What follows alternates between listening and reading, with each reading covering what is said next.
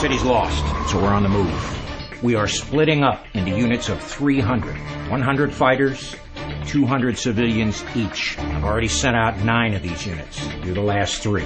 Weaver, I'm giving you the 2nd Massachusetts. I'm also giving you Tom as your second in command. The idea is that whenever there's a large concentrated group of people, it's a lot easier to detect with the alien technology. So that's why we all decide to evacuate the city of Boston, which has been overrun by the aliens, and break up into these smaller groups, which are being sent to various regions throughout Massachusetts. Our best bet is at Sundash in Belmont. Yeah, I agree. You don't have to agree, you just need to listen. Those are my orders. Yes, sir. Weaver is a wild card, and that's played by the great Will Patton, who we all come to love and respect. He's a guy who, when we first meet him, feels like he's a very hard-to-read, very militaristic guy. You watch him go through a journey of being that guy you want on your side, and he has to make the hard decisions other people aren't willing to make. But he can be so focused on the military, he can get a little blindsided and forget the humanity part, which is where Anne and Tom come in. Civilians versus the military, it's an age-old question. Which side do you come down on?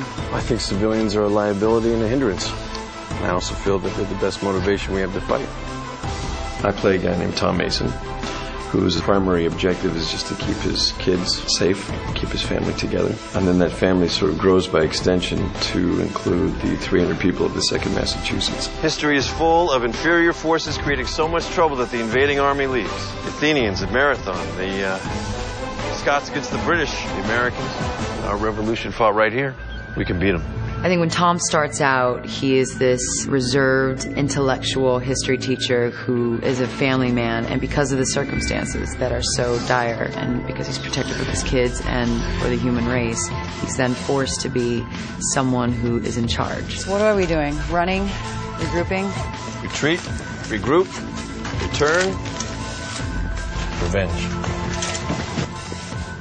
I play Anne Glass. She's a former pediatrician. She lost her husband and her son during the attacks. Anne comes to really be fond of Noah Wiley's character, Tom Mason, and she ends up being sort of the doctor in charge. There is a silver lining in all of this. Oh, yeah? If this hadn't happened, I'd be dealing with flu shots, neurotic mothers. I'd be grading midterms, or at least staring at a stack of blue books trying to figure out how to avoid them. One of the great things I think about the show is it shows that instead of us coming apart, we actually come together and find more strength in each other.